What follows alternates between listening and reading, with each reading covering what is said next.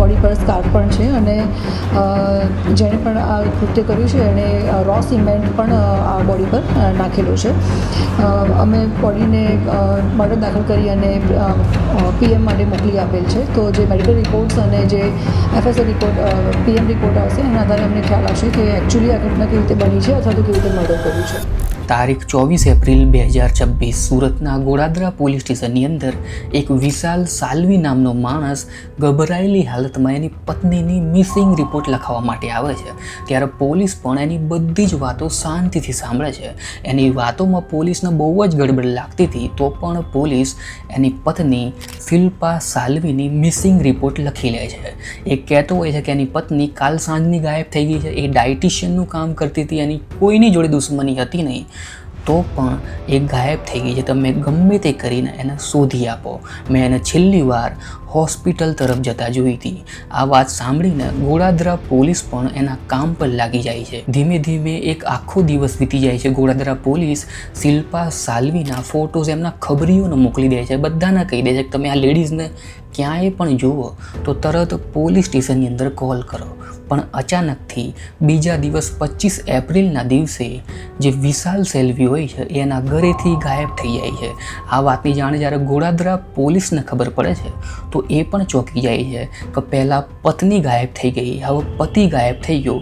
કદાચ આ બંને પતિ પત્નીના ગાયબ થવા પાછળ કોઈ ફેમિલી મેમ્બરનો હાથ ના હોય. આ બધી જ વાતો પર પોલીસ વિચાર કરતી હોય છે ત્યારે અચાનકથી વિશાલ સાલ્વીના સસરાનો ફોન પોલીસ સ્ટેશનમાં આવે છે. એ કોલ કરીને કહેતા હોય છે કે વિશાલ સાલ્વીના ઘરેથી એક લેટર મળ્યો છે, તમે ફટાફટ એ લેટર જોવા માટે વિશાલના ઘરે પહોંચી જાઓ.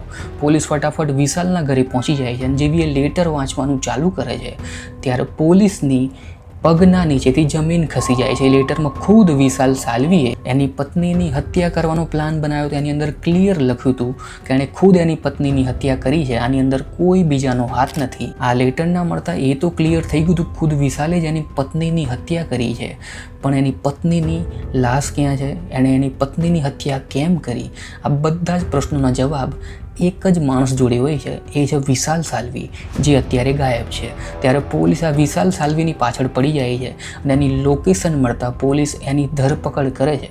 ધરપકડ કર્યા બાદ પોલીસ એને પોલીસ સ્ટેશન લઈ જઈને કડક રીતે પૂછપરછ કરે છે. અહીંયા પોલીસના આ જ પ્રશ્નો હતા, કેમ એણે એની પત્નીની હત્યા કરી, એની પત્નીની લાશ ક્યાં છે. આ બધા જ પ્રશ્નોના જવાબ વિશાલ સાલ્વી એકદમ આસાનીથી આપી દે છે. એ કહેતો હોય છે કે એની પત્ની એક ડાયટિશિયન હતી અને એનું કામ બહુ જ સારી રીતે ચાલતું હતું. એ બહુ જ ખુશ હતી અને રોજ આખો દિવસ એ ફોન પર લાગી રહેતી અને મને આ પસંદ હતું નહીં, એટલા માટે મેં એને રસ્તા પરથી હટાવવા માટે દૃશ્યમ મૂવી જેવો એક પ્લાન બનાવ્યો, જેની અંદર વિશાલ સાલ્વીએ પહેલાં એની પત્નીને કોલ કર્યો અને કોલ કરીને કીધું કે એક જૂના ઘરની અંદર એમના સામાન ચેન્જ કરવાનું છે.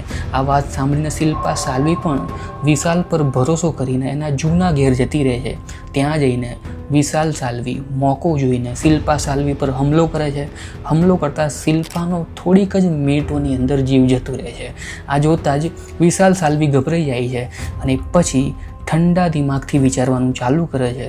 એક સિમેન્ટની થેલી લઈને આવે છે, ઉપર ચણતર કરે છે અને એ લાશની ઉપર ચણતર કર્યા બાદ લાકડાનું બોક્સ બનાવીને એને ઢાંકી દે છે.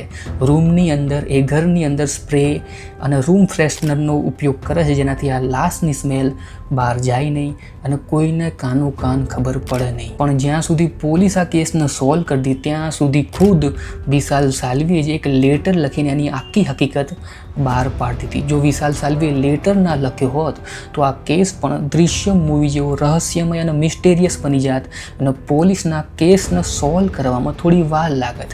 પણ અહીંયા વિશાલે ખુદ જ એની હકીકત લખી નાખી. તો આ હતો સુરતનો દૃશ્યમ મૂવી જેવો કેસ. મેં આવો જ એક બીજો કેસ બનાવ્યો છે જેમાં વિસાવદરમાં રહેતો 16 વર્ષનો મહેશ કેવી રીતે એમના ભાઈ શિવમ અને એની ભાભી કંચનને રસ્તા પરથી હટાવવા માટે દૃશ્યમ મૂવી જેવો પ્લાન બનાવે છે, કેવી રીતે પોલીસને કન્ફ્યુઝ કરે છે, કેવી રીતે પોલીસ એને પકડે છે. તમે આખો વિડીયો અહીંયા ક્લિક કરીને જોઈ શકો છો. ત્યાં સુધી આ વિડીયો કેવો લાગે જરૂરથી કોમેન્ટ સેક્શનમાં લખજો. આ વિડીયોને લાઈક જરૂરથી કરજો, શેર જરૂરથી કરજો. હું મળીશ તમને આવા જ કેસ સાથે. Thanks for watching.